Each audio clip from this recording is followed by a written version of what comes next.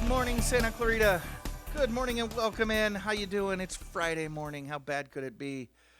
Hope you are up and moving around and just ready for an amazing morning and an even more incredible weekend. You are listening to KHTS, your hometown station, 98.1 FM and 1220 AM. I am Matt Watson, and this is SCVi and I Lead Schools Eye on the Valley. Our show, Eye on the Valley, is brought to you, of course, by SCVi and I Lead Schools. We are a network of charter schools with campuses in Castaic, Agua Dulce, Lancaster. We've also got a fully accredited online school and a homeschool program that's just blowing up. That's called I Lead Exploration. But you know what? You can get more information about any of our schools, whether they're classroom-based, online, homeschool. Any of our schools can be found at ileadschools.org. So yeah, we've got our eye on education in Santa Clarita and across the nation. But like the show says, we like to keep our other eye on the Valley as well, bringing you everything that you need to know about what's what here in the Valley. And we try to do so while bringing a smile to your face, because I mean, why would you be here if we didn't? So come on, laugh with us, laugh at us, shoot, laugh near us. As long as you're laughing, we want you around. Don't you just love this heat, don't you? Well, if you're like Engineer Patty shaking your head right now and you don't love the heat, I've got some bad news for you. Next week is going to get a lot hotter. Yep. Great. Going to push about 105 next week, so we may all be wearing white after Labor Day this year. Whose idea was that anyways? Why can't we wear white after Labor Day? I mean, I get that it makes scientific sense to wear black in the colder months, but Labor Day is still in the midst of a SoCal summer, yo. I don't know. Must have been one of those weirdos from New England or something. Boston. From Ciao, Dara. But anyways, it's not quite Labor Day yet. We'll talk about that maybe next week. So here we are. We're still in our white pants, ready for a great show. I'm excited about my guests today. We've got two of the leadership residents at SCVi Charter School in just a minute. Megan Tapia and Kingsley coming up. They and their team just kicked off SCVi's 15th year this week. If you're familiar with SCVi, seems incredible. Already 15 years, and they are Megan and Alan are new members to the admin team at SCVi. Really looking forward to their support and leadership this year. So we'll talk to them in just a minute. And then in hour number 2, we have Cary Quashen from Action Family Counseling. Cary is a certified addiction specialist, interventionist, and high-risk teen counselor. And I don't know if you saw, but just a little earlier this week, Cary and the team at Action, in partnership with the local and LA County Sheriff's Department and Congressman Mike Garcia, just held a pretty major press conference regarding the rather alarming rate of teen fentanyl overdoses here in North LA County. So we've asked Cary to swing by. We'll talk to him about that, as well as, things like warning signs and what you can do and how the folks at Action can help. So we're talking innovative educational leadership and teen addiction and support. So yeah, if you're a young person or a parent of a young person or anyone who's ever met a young person, you're going to love today's show. I forgot. And if you like trivia and laughs and giggles and general tomfoolery, then we've got some of that too. Because as you know, Mom doesn't let me have anything of my own without sharing it with my dumb brother. So yeah, Big T, he'll be by at the end of the show to play around with us. He's no young person, but my first two guests are. Well, at least compared to my dusty old brother, my first two guests are. But hey, how young can they be if they've both been with SCVi for the better part of a decade now? How time flies. As I mentioned, Megan Tapia and Kingsley are new members to the admin team at SCVi, supporting the amazing team that just kicked off SCVi's 15th year. Both of them, both Megan and Alan, have been with SCVi from, I think, and we'll get confirmation in just a second, I think they've been with SCVi pretty much their entire career, or most of it. They both quickly stood out as not only for their incredible acumen in the classroom and the way they bonded with their learners, but for their natural leadership among their peers. Megan and Alan are both highly energetic and carry the torch for the SCVi and iLead's unique culture and innovative educational model. Megan, Alan, welcome to Eye on the Valley. Good morning. That was such an introduction. Yeah, no kidding. Well, you guys carry it on your resume, so it's easy. Um, so I remember being around for both of you when you joined us at SCVi. But for our listeners, let's talk about how you got your start. Because as you know, charter schools, SCVi, is a school of choice for our families, but our staff as well. So how did the two of you come to find SCVi? I think both of you had different paths. Megan, why don't we start with you? How did you find SCVi? I kind of fell into SCVi, to be honest. I was looking to work with kids, and I wanted to have an experience that I felt like I could grow under. So my dad met Amber Raskin, and he was like, hey, you should go check out this school. I think you'd really like it. It'd be a lot of fun for you to work there. And, I went and I interviewed, and the rest is history. I loved it. Now, tell me if I'm wrong, Megan, because it's been a while, and boy, am I getting old. You joined our school originally as a care team member, one of the educational support team members, correct? Yeah, I was actually a one-on-one for a learner in third grade. That's right. So I started there, yeah. Yeah, and then you grew to enjoy it, got your credential, and have been just rocking it with the littles ever since. And now, like I said, stepped into a new role that we'll talk about here in just a minute. What about you, Alan? You joined us as your first year as a teacher or as a facilitator at SCVi. How'd you find SCVi, and what brought you to our school?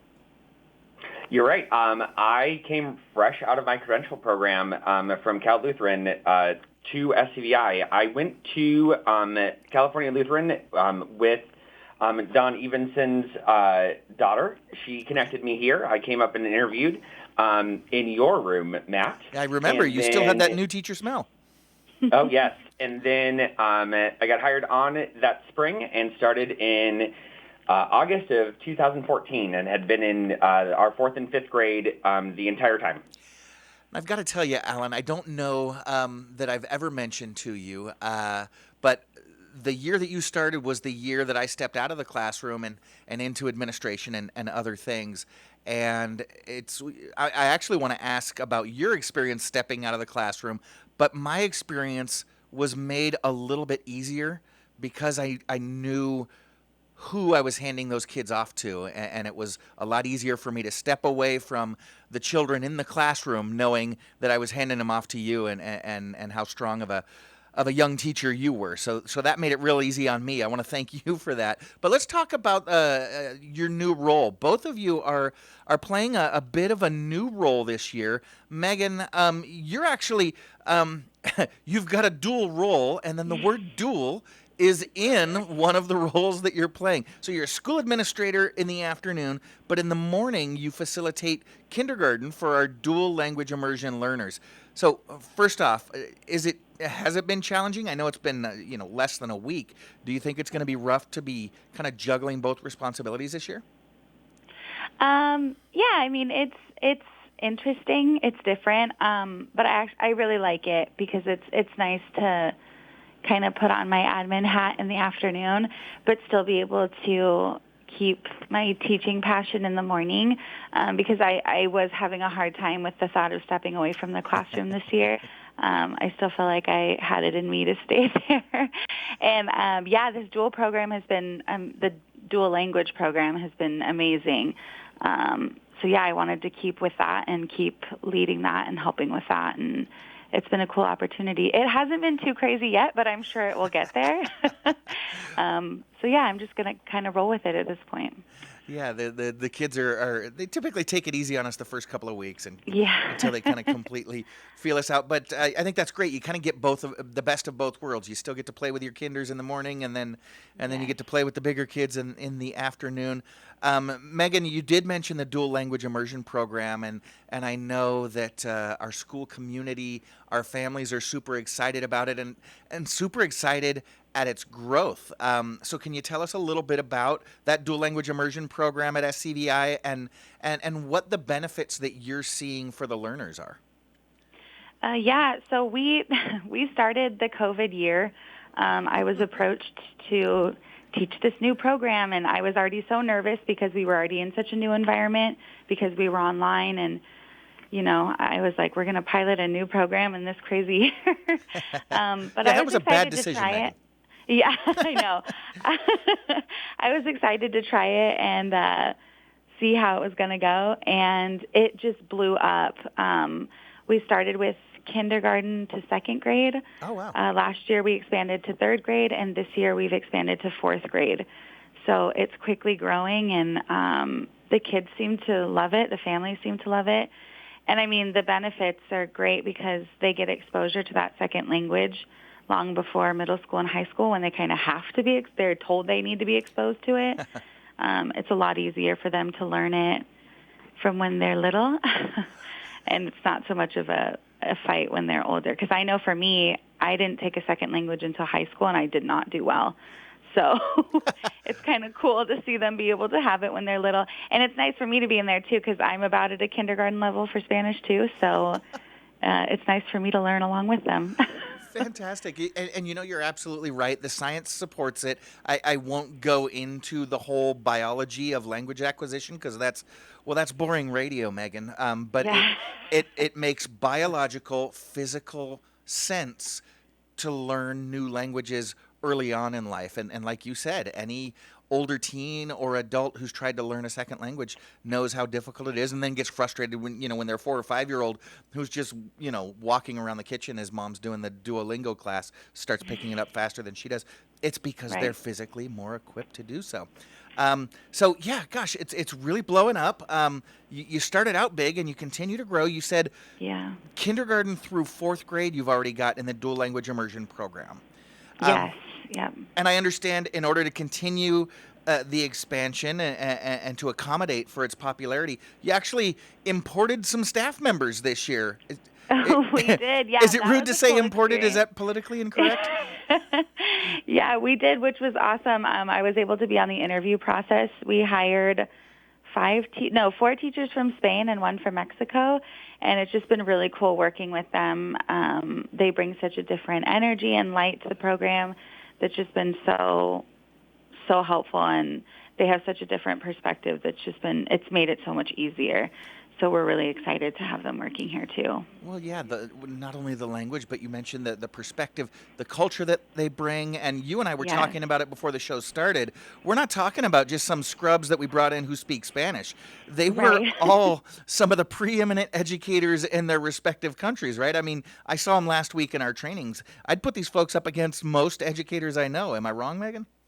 Oh, no, not at all. I mean, they come with years of experience and in different classroom settings and with different backgrounds, and it's been really cool working with them and seeing teaching from their perspective is, because I know in other countries it is different and it looks different, and but to see how they connect with the kids is so similar to the way we do it, and it's been awesome.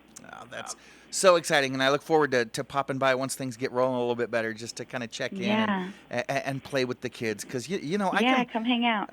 and I can hobble a little bit, so we'll see if I Yeah. can pop into both sides of the classroom. Alan, I was just actually kind of counting on my fingers. I'm sure you realize this is your 9th year at SCVi. Are you starting to feel old yet? Yeah, thank you, Matt. Thanks for that. How do you feel? How do you feel with that after I took your spot on 4th and 5th grade? Older than dirt. Older than dirt. Now, we mentioned that SCVi is the first place that you landed right out of your credentialing program, but you studied all different kinds of education models when you were at Cal Lu, and you've got friends in education, all over across the country, I'm imagining. So what makes SCVi different from most traditional public schools? What makes us unique, and what keeps you around for, gosh, almost a decade now? You're right. I do have a lot of different experiences. I grew up in northern Minnesota, so I went to a traditional school in northern Minnesota before moving to Iowa, where I worked in schools, and then before getting into my credentialing program, I worked in local schools around here in special ed as a one-on-one. Oh. And this program that we have for project-based and social emotional learning in our programs is really hands-on. It's not kids sitting in desks all the time and looking at textbooks and memorizing the dates and important facts. they are the ones researching. They are the ones that are driving any of our projects. We were talking about this with the new facilitators that we have, that, we as the facilitators would plan a project, and then all of a sudden it takes a hard left turn, and we as the facilitators have to redesign it sometimes because the kids get on one area and they just want to focus in on that. So the kids are really hands-on. They help drive everything. And, they have a lot more freedom here. We call it voice and choice. They get to pick and choose, how they want to display their knowledge, how they want to research it. And that really helps develop independent thinkers and learners, and it inspires them to continue to be lifelong learners, as we all are as we go through life. You're absolutely right, because the education works out better when you can put it in the hands of the end user, right? And it's what builds leaders as well, because when kids, I think of my first year at SCVi. I had 16 years prior experience, and I wasn't ready to let the learners take control of their own education. But, my colleagues kept telling me, step back, let them do it. And the more I stepped back, the more the kids filled in, and the more I realized they were capable of. So often, even without wanting, we as adults limit our kids in their ability to grow and learn and lead. And that's really what the focus is putting it in the hands of the kids, stepping back, and letting them do it. Megan Tapia and Alan Kingsley are leadership residents and the newest members of the administrative team at SCVi. They and their team just launched SCVi's 15th year. We will talk more about what makes SCVi so innovative in the educational space when we get back, so stick around. I'm Matt Watson, and you're listening to SCVi and I Lead Schools Eye on the Valley on your hometown station, KHTS. Yay! Welcome back. You are listening to KHTS, your hometown station, 98.1 FM and 1220 AM. I am Matt Watson, and you're listening to SCVi and I Lead Schools Eye on the Valley.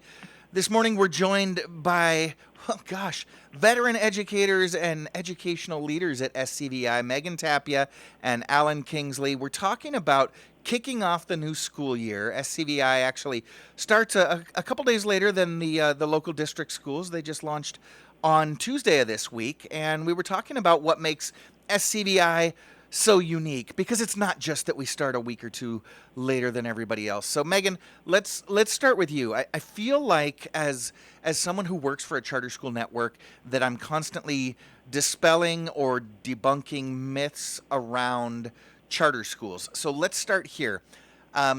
Folks hear that we're a charter school, we're not part of the traditional district, so it's got to be pretty high tuition. What is the tuition at SCVi, Megan? The tuition's free. So we're a free public charter school. So yeah, we do the standards, and we work with the district, and there's no extra charge to families to have such a great option for their kids. That's right. It was a trick question. Charter schools are funded the same way as your local public school is. We are public schools. We just have a little bit more freedom and autonomy to do things a little bit differently, and we do things a little bit differently. So now that people are starting to hear about it, and the fact that the price is right, Alan, let's start here. I know your borders are a little bit different than the local public school. Is it open to enroll for just the folks in the neighborhood, or can anybody enroll? Who's allowed to enroll in your school? We allow anybody from around the area. We have learners from the valley that come in. We have people from Fillmore and Piru. We have people from all over the place that are able to come. We have some busing options as well if you're coming in from, let's say, the valley or Fillmore and Piru. So they have options to get here. If the drive might be a little much for some of them in the morning with the traffic. So there's, anybody can come in. It's open to anybody. I love that you mentioned the buses, because oftentimes I will say, because what the law says is anyone from the county that you're in or adjacent counties can attend. So that goes down to Orange County, Kern County, San Bernardino, Ventura County. You mentioned Fillmore, Piru. But I used to just tell people that as long as you can get your kid to our school, you can probably attend. But you guys are sending out buses now to Fillmore and Piru, like you said, down to the San Fernando Valley, even not even just the North San Fernando Valley, down into central, like the Encino area. So we've got people hooked with the tuition. It's free. It's a public school. Any kid can attend there as long as we can get you there pretty much. So, Alan, how do people enroll? So if they go to our website, ileadsantaclarita.org, right at the top, there is an enrollment application and our phone number right at the top. And then as well, there's tours that you can click on. We have them the first Tuesday and the third Thursday in the morning for you to choose from. You can click on those and you can pick from there, and you can see the dates and the times. And then if you have any questions, you can just call the number that's at the top of that page. Fantastic. Typically, that's something that I would ask at the end, but it seemed to make sense there. So, yeah, ileadsantaclarita.org. Click on Enroll Now if you're convinced. If you're not convinced, take a tour, see what we're all about, and I'm going to tell you a little secret, but shh, don't tell anybody. You can still click Enroll Now, and that puts your kid in line for the next open spot. And then when they call you and tell you the spot's open, you can take it or not, right? There's nothing that requires you don't make a down payment or anything like that. So I would encourage you, even if you're just thinking about taking a tour, to hit the Enroll Now button first. So yeah, that was just me, just on the side, me and you. So, Alan, you mentioned SCVi's focus on project-based learning and social-emotional learning. Can you tell us a little bit more about that? How is that beneficial to kids, especially when it comes to what we talked about empowering the kids to go deeper, to take control of their own education and really extend from learner into leader? How does project-based learning and our focus on social-emotional learning accomplish that? Through a variety of ways. So our projects that we put together are all-encompassing. So it's cross-curricular, as we call it. So we have everything in there as we go. So when we're looking at the standards for English language arts or English language development, math, all of them, we are working them into our projects. So that doesn't mean that we don't have our standalone lessons where the kids are learning those foundational skills and we're doing those things, but they are also practiced and integrated fully into those projects. And this allows the kids to have real-world hands-on experience with the curriculum that they're using. So in fourth and fifth grade, one of my favorite projects that we ever did was it was called What's Wrong with Harriet. It was a medical project. And they took on the role of a doctor, and they had to research, we didn't tell them exactly what was wrong with Harriet, and they had to interview and then work in medical teams.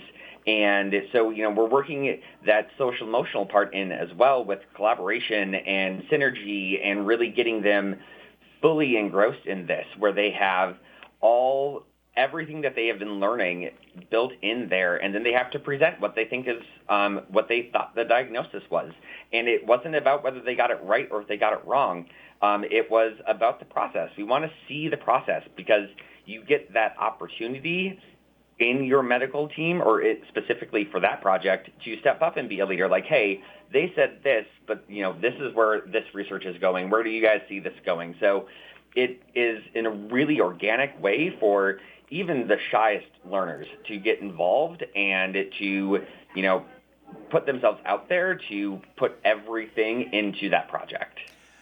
That's a really good point. Is this style of education more appropriate for the extrovert, the introvert? It really works for all kids as long as you're willing to get used to a different style of learning. It works great. And as you mentioned, a lot of those skills that employers are looking for and leaders need to be collaborative, communicators, organized, and able to work together with a diverse group of people. That's something that the world really values. And it's so funny because we think in traditional school, well, that's all stuff that they're going to learn in college and when they get into career. And then the kids get into college and they complain, well, they don't have all this stuff. Why didn't the high school or the elementary school prepare them for that? Our kids are, all of them, not just the best of the best, all of them are prepared to do all that stuff before they even leave, 6th grade, 7th grade.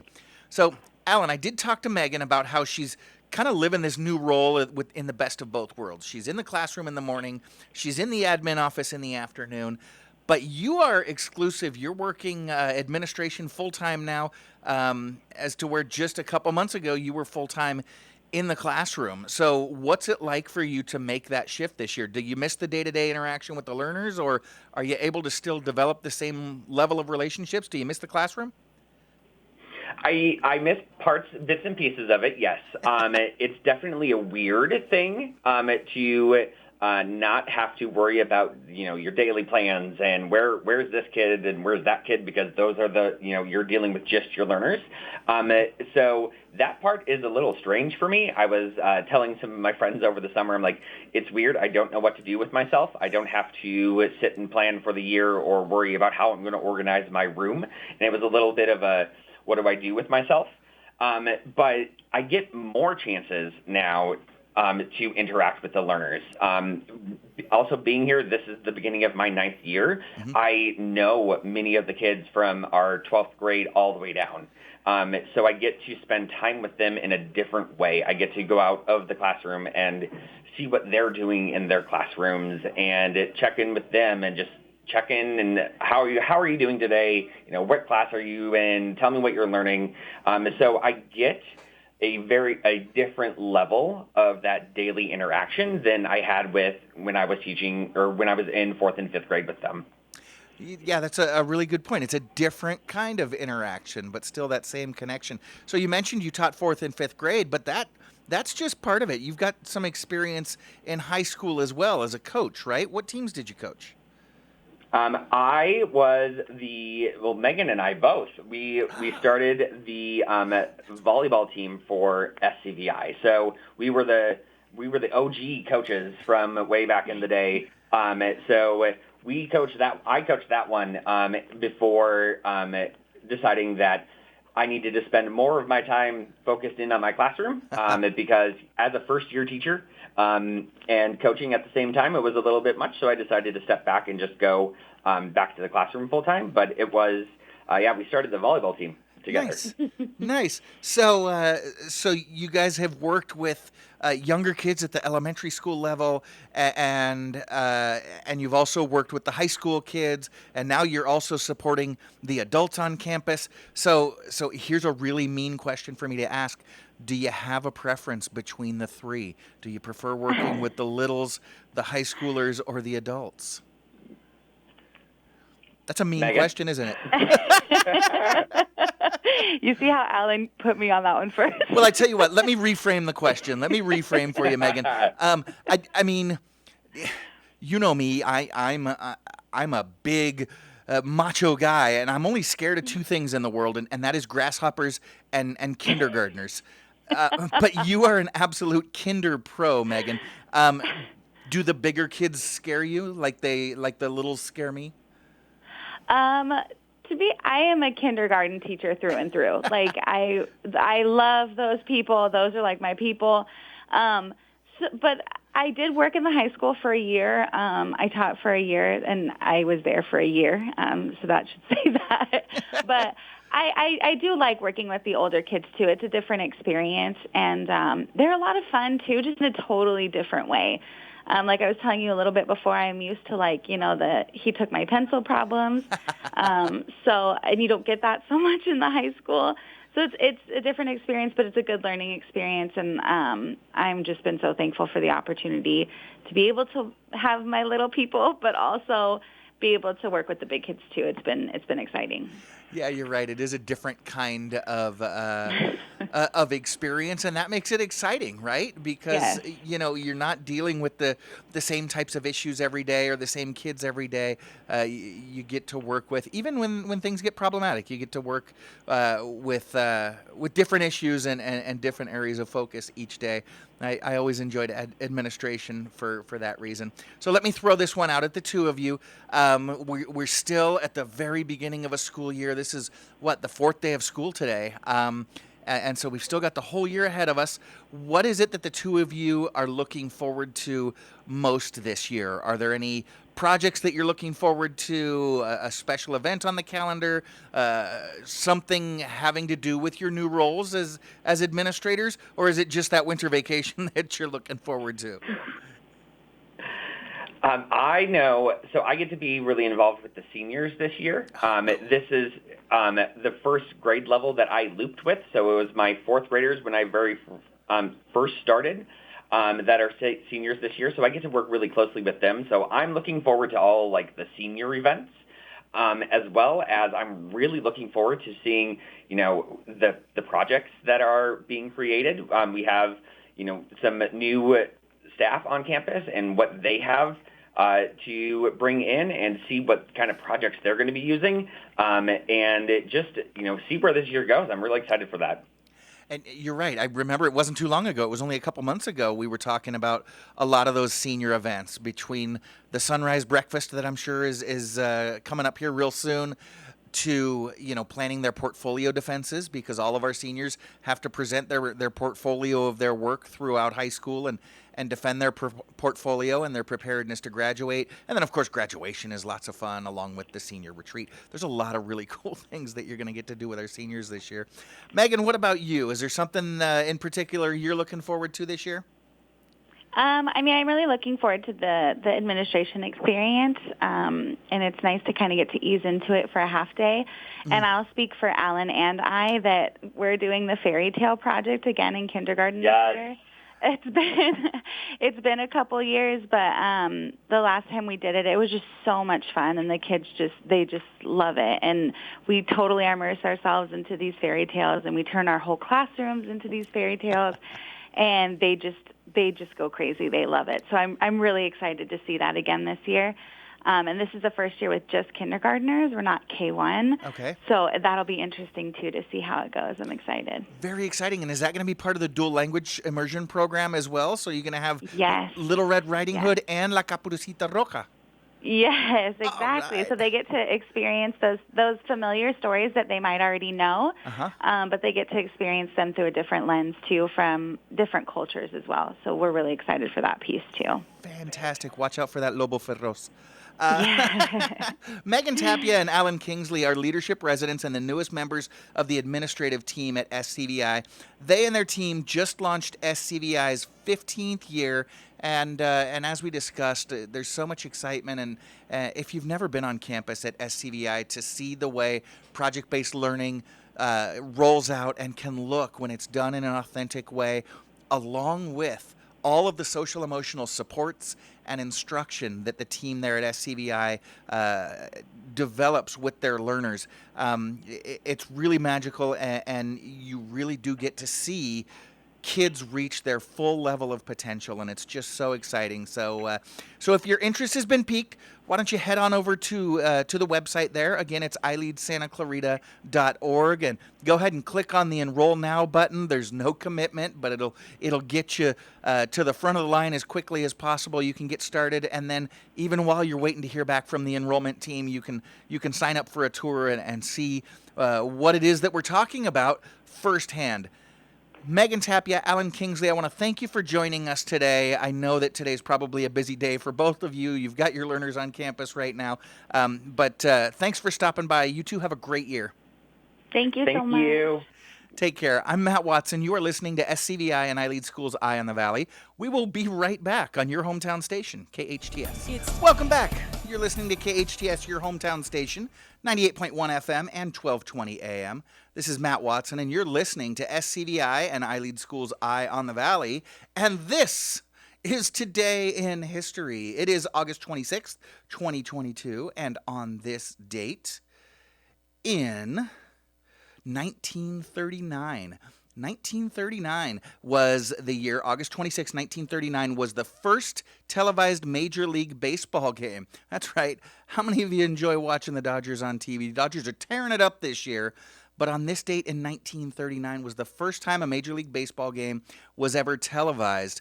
It was broadcast on W2XBS, which I believe became WNBC later on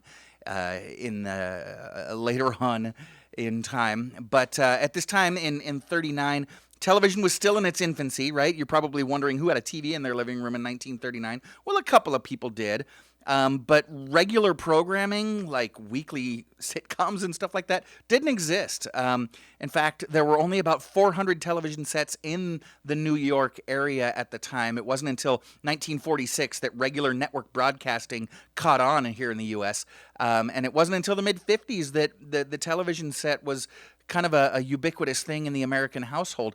But in 1939, the World's Fair, which was being held in New York, became kind of the catalyst for this historic broadcast. The television was one of the fair's prize exhibits. Everybody wanted to see this new thing, the television at the World's Fair.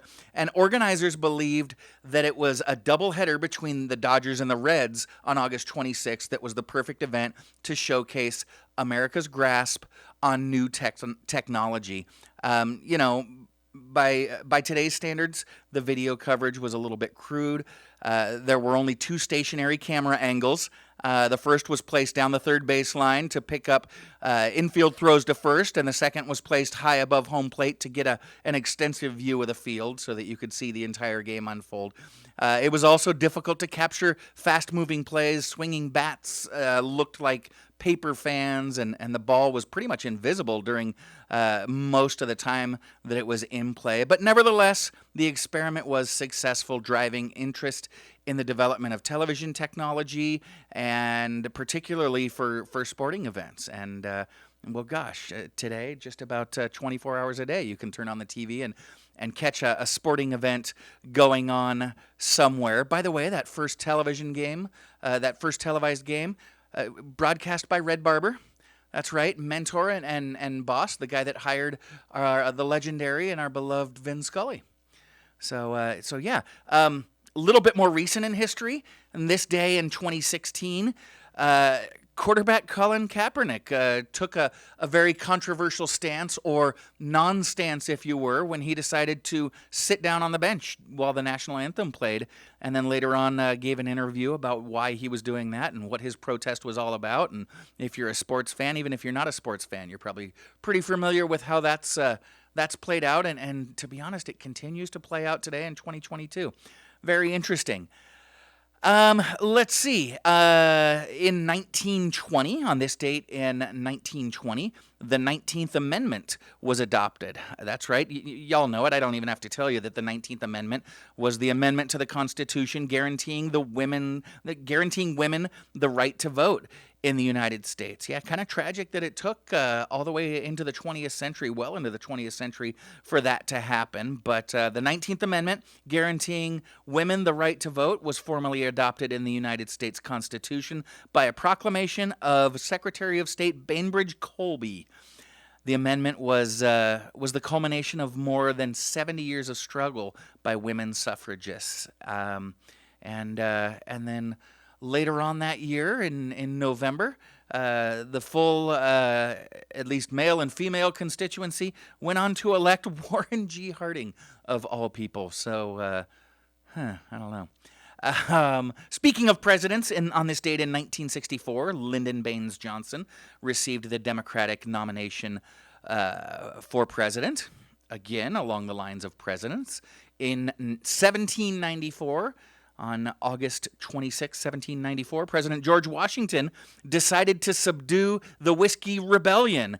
And of course, the resistors were quoted as saying, "Come on, dude." General Washington went in to squash the insurrection that later became known as the Whiskey Rebellion. The first great test of Washington's authority as president in the United States, and I think that's why it's become famous. It was really a test of what he as president was or was not able to do. So yeah, this date in 1794. On this date in 1978, Grease, the movie soundtrack for Grease, earned its second #1 hit. The 1960s was the final decade in which the musical hits of Broadway were routinely and successfully adapted by Hollywood into big-budget screen versions. A lot of them coming out of the 1960s, including Grease, and so they earned their second number one hit on this day in 1978.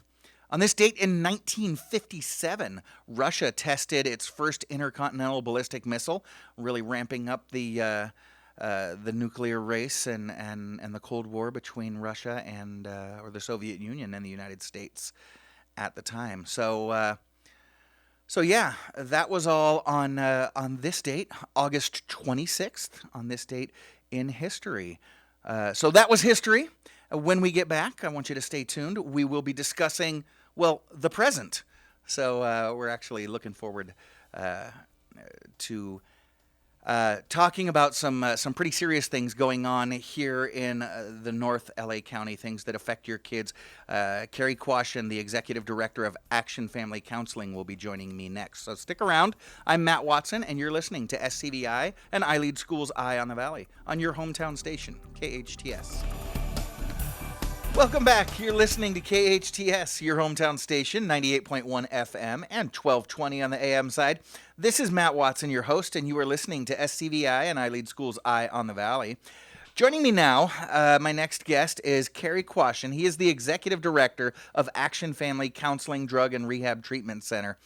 As a certified addiction specialist and interventionist and a high-risk teen counselor, he's become a nationally recognized expert working with adolescents and adults who are facing addiction issues. Cary's a recognized consultant and leader in the behavioral health care arena and has consulted with numerous healthcare programs, including Loma Linda Hospital, Anacapa Hospital, Van Nuys Hospital, Ingleside Hospital, Good Samaritan Hospital, and the Focus Healthcare Program in Ohio.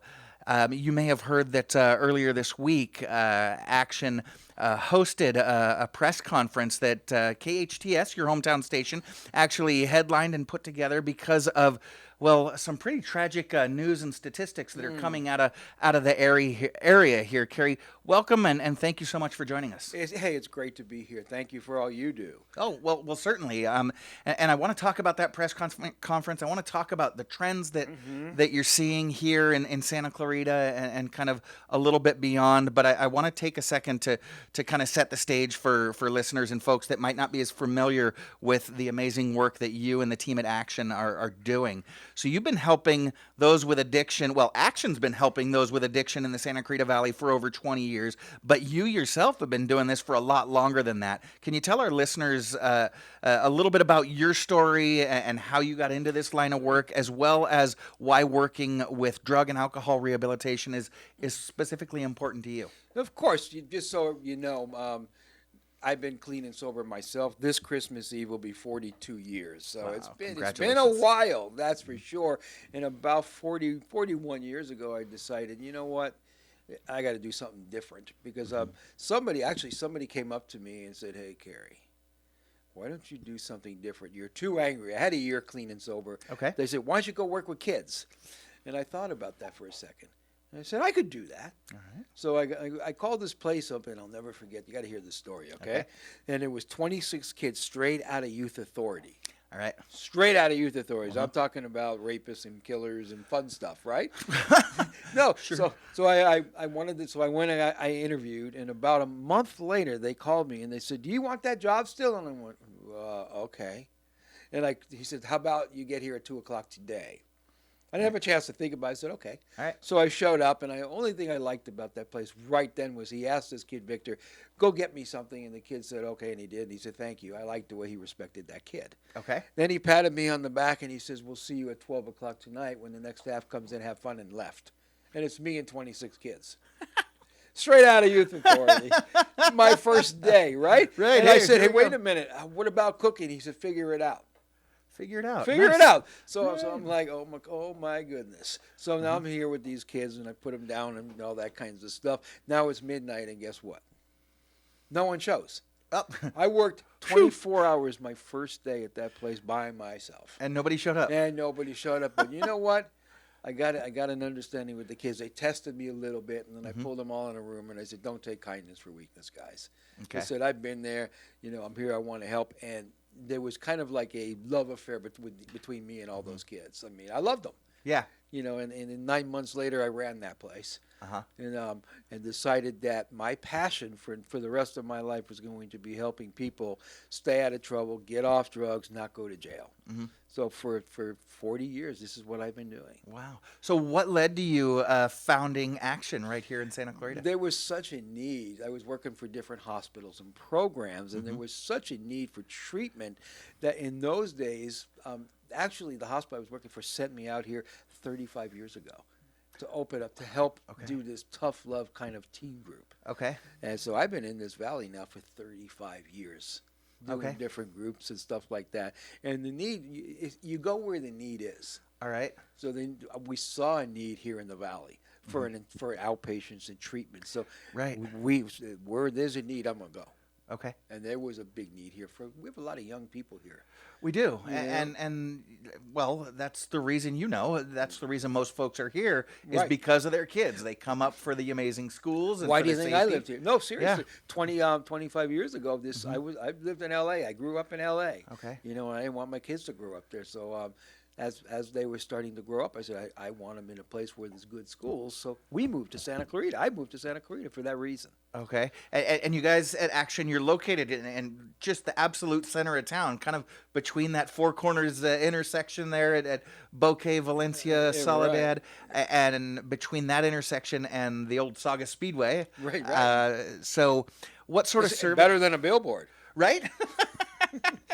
You guys are right there at the center of town. But It's you know perfect what? But I location. want people to see us. I want people to know we're here because do you know how many people see that sign? We've been there so long and just they're in a crisis and they don't know where to go, so Right. they pull That's a up good right point.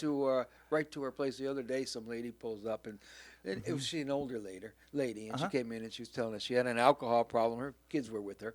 And that she needed treatment. And I said, well, when do you want to come in? She said, my bags are in the car. She said, I've been seeing your building now for the past almost 10 years, and I always knew I'd be here. Uh-huh. Isn't that heavy? Wow. And she's just sober something- now. And she's with us. Yeah. Something just pulled her into your driveway that day. That's right. So what kind of services do you provide? And is that how folks get connected? They just drive in or should they make an appointment? Well, you could just drive in. You could call me directly. We're open 24 hours a day on our rehabs and our cell phones and our call center. But we do everything. We do interventions in the schools. We're in most of the schools here in Santa Clarita where we send counselors.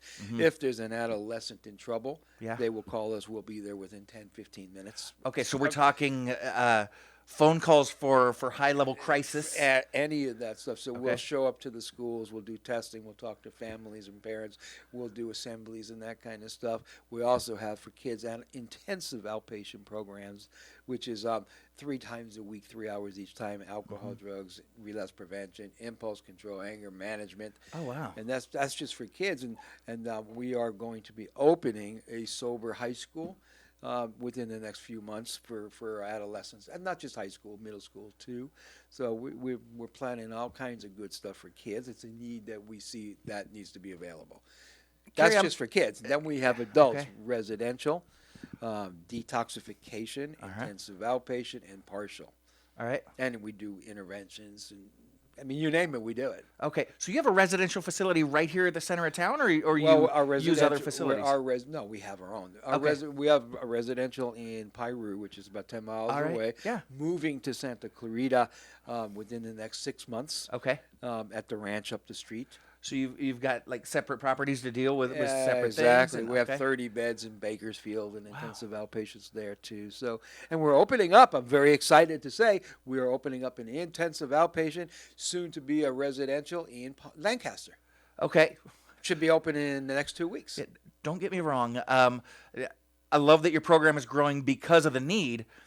I hate that your program has to grow Do you know why because I'm really of the in need. business? Do you know why I'm really in business? Why is that? I'm really in business to put myself out of business. I would love, I'm telling you, it's my 40-something years of doing this. you go. I would love to come to work and the phones don't ring. Yeah. And no one needs any help. But you know what?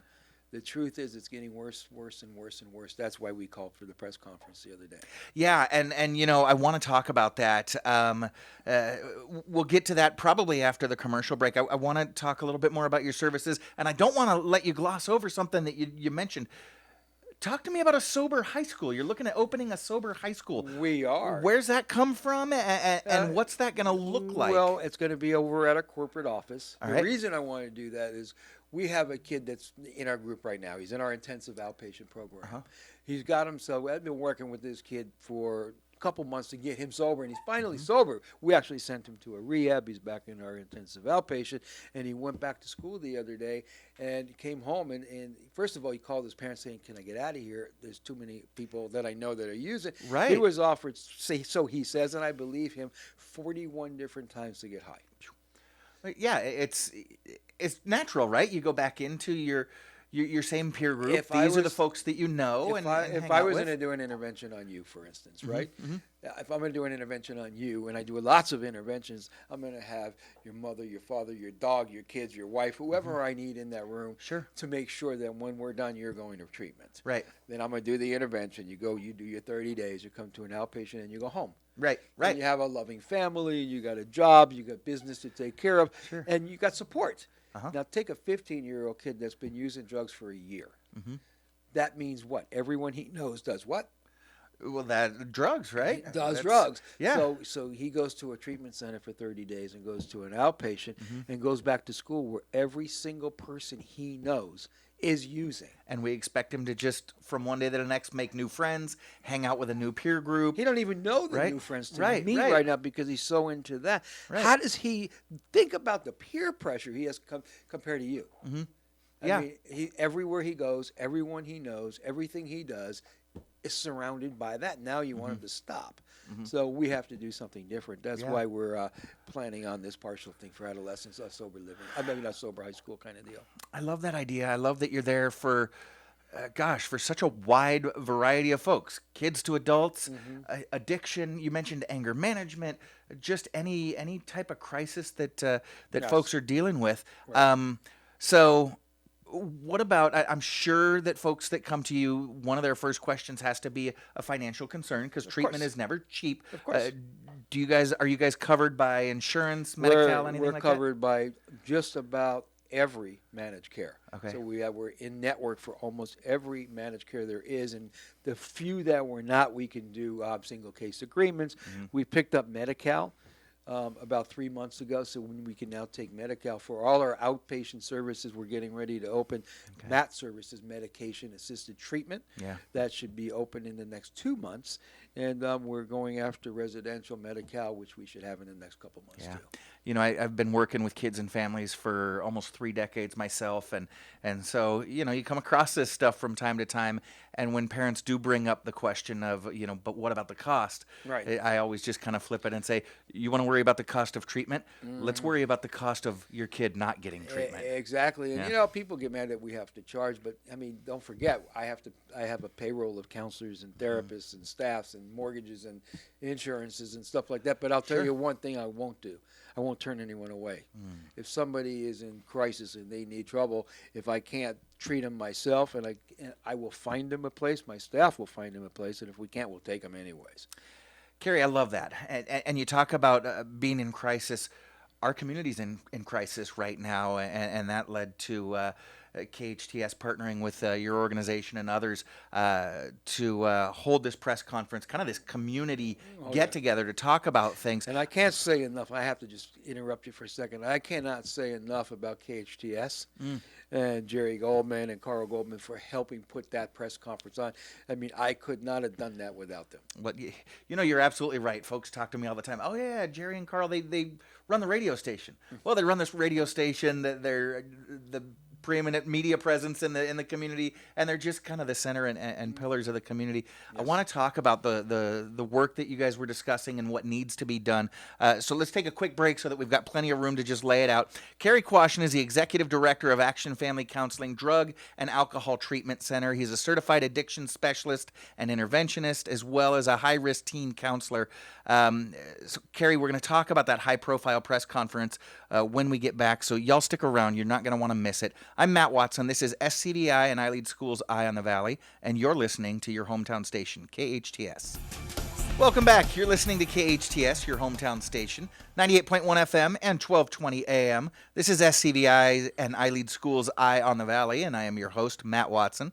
I'm joined this morning by Cary Quashen, who is the Executive Director of Action Family Counseling Drug and Alcohol Treatment Center right here in the center of town. Been serving communities here in Santa Clarita for over 20 years, but been doing this work for twice that long, and it's... Don't give up. Don't give that up. What are you trying to age me? Well, no, I'm talking about your prolific career of service and helping people out, and even during the commercial breaks, your phone's blowing up with people reaching out to you that need help, and God bless your amazing heart, the service that you do for the kids and the adults in our community. I mentioned before the break that KHTS sponsored a press conference hosted by your facility on Monday in partnership with the LA County Sheriffs as well as Congressman Mike Garcia. Can you tell our listeners a little bit more about, first of all, why it was important to host this press conference and what's going on around town? You know, for a long time I wanted to do a press conference because if you live in my pocket and see what I see every day, it's pretty sad. Okay. I'm watching families get devastated. People are dying. Mm-hmm. Adolescents, friends of mine, are losing their kids right now. Yeah. I mean, it's so bad. The number one killer for people 18 to 45 right now is fentanyl. Overdoses, but I think that's crap. The number one killer for 16 years of age to 45 is fentanyl. Wow. So it's really a frightening thing. Remember, okay, we're just coming out of this pandemic, supposedly, right? Or we're still in it. Sure. Who knows what it was. Remember before the pandemic? Yeah. Every time you turn on the news, what'd you see? They were talking about the opioid, explosion. Yeah. Now, I've been screaming for 10 years plus that the opioid pandemic is coming. We're going to bury more people because of opiates than we did in the 70s. Because I'm I'm right there in the front of this war, right? I'm fighting it every single day. So I see it coming, you know? And then every time you turn on the news, they were talking about making people into addicts. We're giving too many prescriptions. People are getting addicted. Big farm companies were getting sued. Then, bang, the pandemic comes and no one talks about it anymore. Right. So let me ask you something. What do you think so we get the stay-at-home order, right? Yep. People are at home. There's not much to do anymore. You think the people that were drinking alcohol stopped? No, that became... I think maybe anecdotally documented. Well, folks were posting about their own habits on Facebook. I'm drinking twice as much. I'm drinking during work. I'm drinking while my kids are doing school online. Yeah. Exactly. So for almost 2 years, we were treating either alcohol or opiates during this pandemic, which we still are. Sure. But I mean, I remember going to Costco, trying to find water, and I'm looking at people in the alcohol. There weren't even any alcohol left. Okay. I mean, it was coming off. In fact, some of the stocks went up. Oh, really? So people that were drinking alcohol drank more alcohol. People that had anxiety had more anxiety. What are they going to do? Prescriptions were going off the hook for anxiety meds, or they were trying to get them. Sure. Domestic violence got crazy. I mean, the whole thing went out of control, but no one really talked about it. Yeah. So now we're coming out of that. But in the middle of all this, they also realized, okay, my goodness, look what we're doing with opiates. Now, don't forget, this was probably the biggest demand for opiates in history because they were writing prescriptions, 90 pills, 3 refills. I mean, it was like crazy. Okay. And all of a sudden, bang, we're not going to do that anymore. Oh, okay. We're not going to write prescriptions anymore. Oh, okay. So, all right. So we're cutting off some of those heavy prescription pills because doctors are scared, pharmacies are scared, nobody wants to get sued. All right, so where does that leave the market? The DEA is watching the doctors. I got doctors that are friends of mine that work with me that are afraid to write anxiety pills because the DEA telling them, stop, write half. I'm a psychiatrist. I'm working with kids and adults, and I got the DEA watching over my shoulder. Exactly happening right now. So where do those people go? What's happening now? Let's face it now. Now the demand is what? Higher than it's ever been in freaking history, and the supply is gone. Where do dealers get their drugs? They send people to doctors. Really? There's no more doctors anymore. Okay. They won't write them. I see. So that opened the door for something dramatic has to happen. These people need their medication. So all of a sudden we're treating professionals now that are smoking heroin. Because they're going to the dealers. The dealers are saying, we have no pills. But we've got this. It's a lot cheaper. It does the same thing. It's not like it used to be. You don't need to stick a needle in your arm. Smoke it.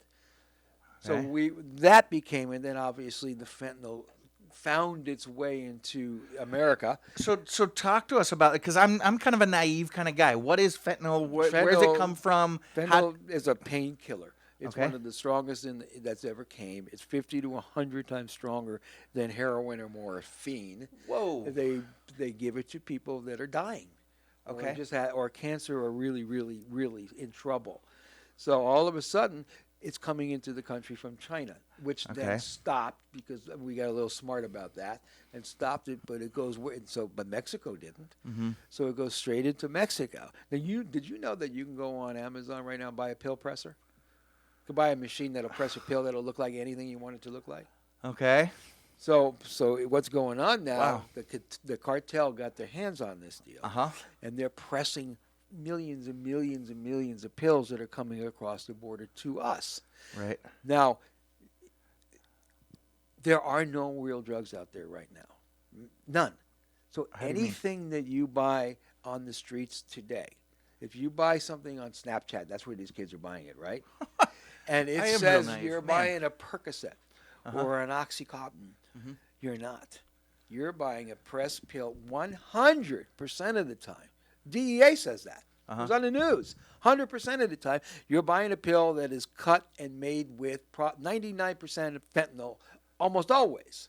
Really? 99% of the time it's going to be, is what I mean. Okay. So every time you use one of those pills, you are playing Russian roulette. I want you to hear that. Russian roulette with 2 freaking bullets. And I Okay. lost my friend Jaime, who was there the other day. 16-year-old son, he walked into his room and found his kid dead. He bought one pill on Snapchat, delivered to his house, took a half and died. Half a pill. Half a pill and died. And Wow. but you know what? That's not just that. That he's a friend, but I got a lot of friends that lost their kids.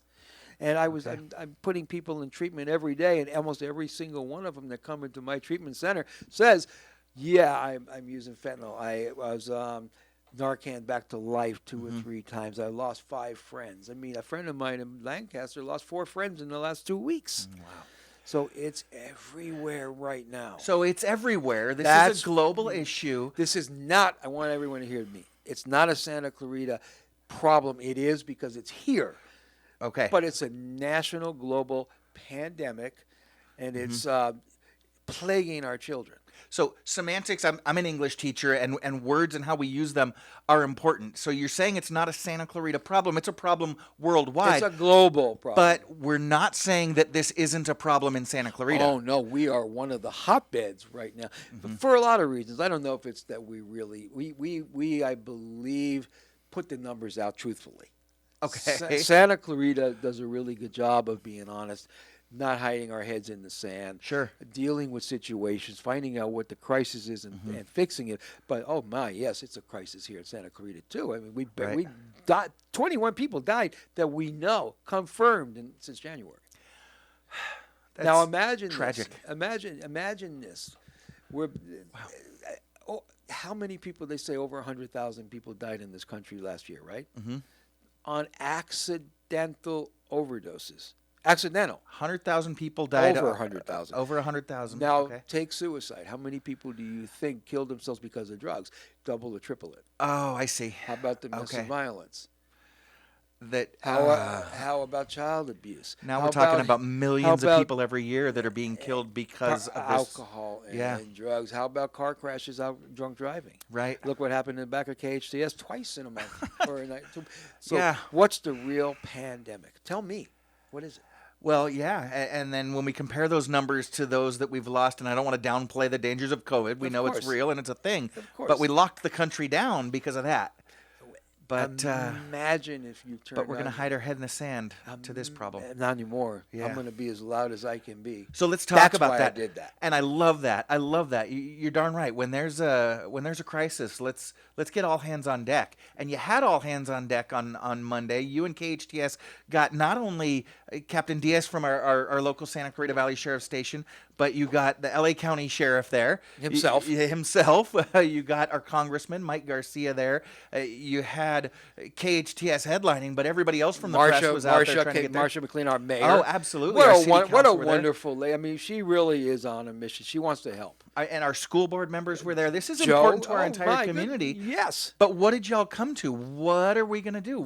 I'll tell you what we're not going to do. All right. And I won't let it happen. We're not going to hide our head in the sand anymore. Okay. That's for sure. And we haven't. Santa Cruz, I don't believe, has ever done that. Mm-hmm. So we're going to talk. We're going to educate. We're going to let people know what's going on. We're going to do as many interventions as we can. All right. At Action, we're going to start a group once a week for whoever wants to come. If anyone's in trouble with drugs, just show up. All right. I mean, so we're going to do all kinds of stuff. We're going to do assemblies whenever asked. We're going to, wherever we need to be, we're going to be. As ever loud we need to be, we're going to be loud. All right. And I love that. I love that. Let's be loud. Let's be available. And let's be helpful. And let's start from the very beginning. Cary, I guarantee you there's folks listening right now going, my God, I had no idea this was such a big issue in our community. Every community. So I've got teenagers that are in school right now. I've got adult kids that... So what do I do as a parent? What do I need to be aware of? What do I need to do if I start to see some of those red flags or issues? First of all, parents, be parents. Okay. First of all, that's the biggest thing. Don't be friends, be parents. Yeah, I've been doing surveys for the last 10 years. You want to hear something really frightening? How much time do you think an average parent or family spends talking to a teenager today in real time? Okay, so you say in real time, and we're living weird times right now. Correct. I was a single dad for quite a while. I say was, I still am, but my kids have moved out. And I got to tell you, I talk to my kids a lot less than I used to. Try to touch base with them every day. I don't succeed every day. Right.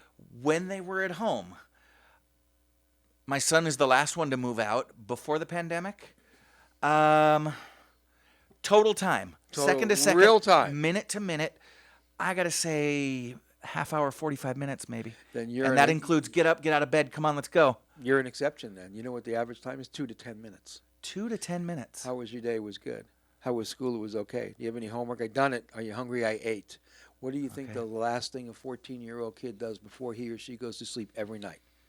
Exactly. Yeah, they're on their phone. Pick up their phone, look at it, say goodnight to their friends in person on Snapchat. I usually use a different word, but I'll get in trouble here. Don't do it, Cary. I won't, I promise. So they say goodnight to their friends on Snapchat Sure. or Instagram or Sure. Facebook Live or whatever it is, right? What do you think the first thing they do when they wake up is? Well, say hello to their friends. Before they go to the bathroom. Then they come out. These are kids that are in middle school and high school. Then they come out. They say hi to mom and dad if they're home. And they go. It's a good point because it's hard for a lot of us. Of course it is. Yeah. I'm not blaming Yeah. anyone. I'm just saying Yeah. this is the times we're in. Yeah. So then they go to where? School. And they're with their friends how long? 6 hours? 6 hours nonstop face to face. But then if you're walking home, you're walking and talking with your friends, even if they're not right next to you. You get home. And that was one of the things I always talked about. You? Yeah. When I was a kid, if I'm being bullied at school or I'm stressed out because I'm not wearing the right brand clothes. You get home, you close your bedroom door, and all that's away now. Not anymore. No. It's all right there with your kids. It's all there, social media. But so little Johnny goes to school, comes home. Who's waiting for him? Mom and dad, if they're even living together, they're at work. Right. So now who's waiting for him? The same kids that were at same school kids. People or say- extended. Exactly. People say nobody. Oh, no. The same kids. Now, mom comes home, dad comes home, spends that 2 to 10 minute conversation. They're back in their room till they go to sleep doing what? Okay. Yeah, talking to their So friends. who are the kids connected to today? So... Not their parents. No. Who means more, parents or friends? Oh, friends. And that's Peer natural. pressure. It's always been that way, but we've never had our friends right next to us 24/7. That's why that's the problem today. Okay. That's why we're in crisis with children today. So here's what I'm hearing you say. I do have a limited window as a parent because I got to get to work. So, yeah, I have maybe a couple minutes to interact with my kid, hopefully, but it's only to yank him out of bed, get him dressed, get him off to school. When he comes home, when she comes home, I'm not there. I'm working. I come home from work. I got dinner to make. I got a lot of responsibilities, and I'm tired. And the Dodgers are on a historic run right now. I got to watch the ball game. That's right. Right? But what I hear you saying is I do have a bigger window than I think. When that window's open, I can't be with my kids all the time. Life is what it is. But I got to lean in as much as I can. Talk more to them. Listen more to them. I was with my wife, Jessica, the other day, right? We were at Olive Gardens. And I see this all the time, right? there's a family with kids sitting down. I right? know where you're going. Yeah. Do you know where I'm going? You Yeah. want to do it for me? So No, seriously. here we go. I'm going to put on my turban. I'm going to be Karnak like Johnny Carson. I know what you saw. You saw a family, because when you're there, your family, right? You saw a family, probably mom and dad, maybe just one of the two. They probably had multiple kids, and those kids were not interacting with each other. They weren't interacting with their parents. They were all on their phone, interacting with their friends. Exactly, and the younger kid was handed the thing that they have for games. There we go, there. interacting with Mickey So Mouse or whatever. nobody Yeah. was freaking there, Yeah. and mom was posting a picture of the food. So what I'm saying is, Yeah. hey, look, man, if you're gonna be with your family, be with your family. Yeah. Put your freaking phone down. Life Make your is kids hard, but our windows are bigger than we think. Exactly. Okay. Exactly. Okay. So that's you're right. That's got to be the number one thing, and it's when I think about it, it's not hard, right? But the alternative is so easy. To post the picture, to get the likes, that releases the dopamine, makes me feel good, makes my kids Exactly. feel good. Now we're all Disconnected. we're disconnected, but there's not a problem. Nobody's fighting, nobody's yelling, nobody's throwing their Cheerios across the room. Exactly. Life is good, but we're disconnected. Yeah. And meanwhile, we don't know the rabbit holes that our kids are falling into. Look what these kids have today. Pick up a cell phone and hit porno on it. Yeah. 12-year-olds got phones. Yeah. So if we don't be parents to teach our kids the troubles that are out there, talk to them about alcohol, talk to them about drugs, talk to them about dates, talk to them about violence, talk to them about sex, where are they going to learn it? Right there on their phone. Yeah. So let's talk about, you're right. Parents, we need to be parents. It's good to build strong relationships with our kids, but we are their parents, not their friends. Right. They have Be plenty friends of friends. later. Yeah, sure. And it comes soon enough. I know my kids are grown and gone, and now I'm working on that friendship side. But let's talk about now if it's not our kids. What about if it's the guy in the cubicle next to mine, or my next door neighbor, or my brother-in-law, or somebody else that's in my circle that I care about, but I don't have that authority that a parent does? How can I help somebody get help when I see the need? Let them know that you're there. All right. You know, don't if it's like there's a pink elephant in the middle of a room. If it's there, make it known.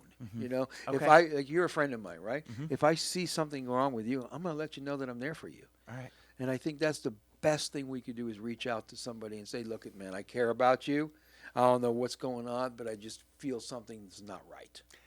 So something as simple as, and it can be right up front, something as simple as, Cary, I notice you're drinking a lot more than you used to. I want you to know that I only say so because I care. Exactly. If you need support, let me know. I'm here. Exactly. And All if right. you're afraid to use the word drinking, Uh-huh. you could say something even lighter. You know, Matt, I see you got some issues, and All right. you look like you're having a hard time dealing with. I'm here for you. All right. Something simple. All right. And not once. You Yeah. say it multiple Yeah, times, yeah, and they yeah, know yeah. that you're serious. Exactly. And All you know right. what? And you can also text somebody, let somebody know you care about it. If you got a friend that you haven't talked to or you're worried about, so just say, hey, Matt, I'm thinking about you. Just want to say hi. Yeah. Just that simple. I like it. Make it easy for them to reach out to you. Let them know that you're a little bit closer inside their circle than they maybe thought before. Exactly. Wow. That's great advice, Cary. What about community members? You know, I mean, if I don't have kids, or personally I don't struggle with addiction, and but I want to be part of the solution. I'm part of this greater Santa Clarita community, part of the greater world community, and I want to help be part of the solution. How can I get involved? There's a lot of different things you can do. Show up to the city council meetings. There's right. symposiums that are being put out. I know the city's putting out one. I know we're in the process of putting together a drug symposium at Action. Okay. Show up at all that stuff. Educate yourself. We have a Tuesday night parent teen support group that meets every Tuesday at 7 p.m. at one of the middle schools. Show up there. It's free. Okay. You know, there's a lot of different stuff that you can do. Get involved. Okay, so if I want to get involved, or if I need to get involved because someone in my life is in crisis or dealing with addiction, how do we get a hold of you and your team? Oh, you could call the 800 number, which is 1-800-367-8336, or me directly 24 hours a day, and that's 661-713-3333. 3006. 661-713-3006. We're always there for you. And I know producer Sarah is dropping the link in the Facebook Live feed so that folks that are listening or watching us on Facebook Live can just click and get the information right there. Cary Quashen, Executive Director of Action Family Counseling, Drug and Alcohol Treatment Center. I can't thank you enough, Cary, for everything you do. Thank you for joining us this morning. So grateful for what you and your team mean and are doing in our community. So one more time, if folks need help, please call Action. Please reach out online or call them directly and get the support that you or that loved one needs. Perfect. Thank you so much for all you do. Well, thank you, Cary. And a special thanks to KHTS. Well, absolutely. They are amazing. Aren't they? All righty. You have a wonderful weekend, and you stick around. We're going to be right back. Yeah, that's right. My dumb big brother's calling in, and he's got some trivia for us. It'll be fun. This is SCVi, and I lead Schools Eye on the Valley. I am Matt Watson, and this is your hometown station, KHTS. Welcome back. You're listening to KHTS, your hometown station, 98.1 FM and 1220 AM. This is SCVi, and I lead Schools Eye on the Valley. And I am your host, Matt Watson. And it is now time for Big T's literal 5 minutes of fame. Y'all know Big T. He is a longtime resident and leader in the Santa Clarita Valley. He's an executive and philanthropist. He is an amazing father, husband, and community leader. And he is a man who's, well, to be honest, more disappointing than an unsalted pretzel. Here he is. He's Mom's favorite, Big T. Welcome to the show. Wow. This set it up nice. There we go. Hey, Big T, I also want to welcome in producer Sarah. Producer Sarah is going to be joining us for trivia today. Good morning, Sarah. Morning, Good Sarah. morning. You put together a great show, Sarah. Well done. You make it easy. Yeah, I do. All righty. Big T, here's the rules.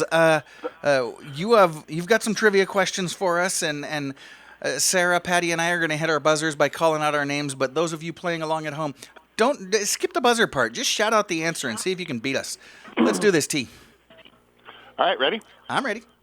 Let's get rolling. What album is the worldwide best-selling album of all time? Frogger. Sarah. Frogger than Sarah. I'm going Michael Jackson Thriller. Thriller is correct. Yeah! What are the ingredients of a Bellini cocktail? Oh. Oh, I should know that. Sarah's going to do a guess. I'm going to go champagne and amaretto. Ooh. Close. Okay. So she led me, I think, in the right direction. Frogger. I'm going Frogger. champagne and peach juice. Champagne and peaches is correct. There we go. So Frogger gets a half a point on that one, and Taylor gets the other half a point. Speaking of champagne, who was the Benedictine monk who invented champagne? Frogger. A very, very Frogger. good man. Francois. Incorrect. Oh, this will blow you away. Nobody got it? No. Dom Perignon. Go figure. Go figure. You didn't know that one, did you, Taylor? What are male turkeys called? Frogger. Sarah. Frogger than Sarah? Tom. Tom's correct. Yeah. What's a baby kangaroo called? Patty. Sarah. Patty. It's Joey. Nice job, Patty. You Welcome should have to seen the his show. face. He got so excited. What is frog wop made from? For Sarah. what? Sarah. Goose liver. Goose or duck liver. Yeah, that's correct. There you go. I don't even know what this- What do the 100 folds in a chef's hat represent? Come on, Patty. You got to have this from Ratatouille. I don't know. Frogger. Frogger. The number of times I've been to that restaurant. Pretty close. No, it's the 100 ways to cook an egg. There's 100 ways to cook an egg? I guess so. I haven't seen Ratatouille There's in 100 like ways to cook an forever. egg. All right. In the Disney movie Finding Nemo, what type of fish is Nemo? Patty. Sarah. Patty. Clownfish. Clownfish is correct. What was the first soft drink ever taken up into space? Frogger. Patty. Frogger. Coca-Cola. Coca-Cola is correct. Is it really? That was going to be mine. Yep. All right. Papa Sports Trivia question of the day, since I only got 5 minutes. Here we go, What Papa. NFL team appeared in 4 Super Bowls from 1991 to 1994 and lost them all? Patty. Patty. The Buffalo Bills. That is correct. Papa's on his couch going, that one's easy. Good old Phil Sims. In what country will one find the Leaning Tower of Pisa? Patty. Sarah. Patty. Italy. Italy's correct. Patty pulls into the lead. What is the name of the fictional city Batman calls home? Patty. Sarah. Patty. Gotham. Gotham's correct. A paleontologist studies what? Patty. Sarah. Give me some help there, Maddie. Was that Patty? I think so, yeah. Patty? Fossils. That is correct. Who is Patty's favorite paleontologist? Patty, you can answer. Patty. Alan Grant from Jurassic Park. That is incorrect. What do you mean incorrect? I don't know any paleontologists. It's Ross Geller. Oh. Am I right? I'm more of a Joey guy myself. What chess piece cannot move in a straight line? Frogger. Sarah. Frogger. It's the horsey. Nope. What's it called? It's the horse. Sarah. A knight. It is the knight. The horse. What colors are mixed together to make green? Sarah. Sarah. Blue and yellow.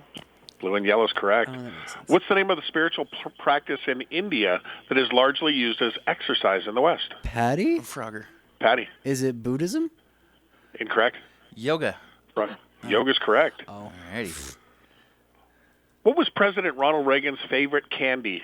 Sarah. Oh, Frogger. Sarah. Jelly beans. Jelly done. beans is correct. Last one, The Big leading T. source of salmonella poisoning is from what? Frogger. Sarah. Frogger. My kitchen. I'm going with eggs. Incorrect. Patty. Patty. Chicken? Chicken is correct. The chicken came first, Maddie. Well Got done, him. Patty pulls it off on his last show here with us. We do have to wrap it up. Big T, thanks for swinging by. We also want to thank our guest leadership residents at SCVi Charter School, Megan Tapia and Alan Kingsley, Executive Director of Action Family Counseling, Drug and Alcohol Treatment Center, Cary Quashen, Producer Sarah, thank you. Engineer Patty, love you, brother. Peace Love out. you too. Big T, thank you, and thank you for listening. Hey, life is hard, but we're all here to help each other along.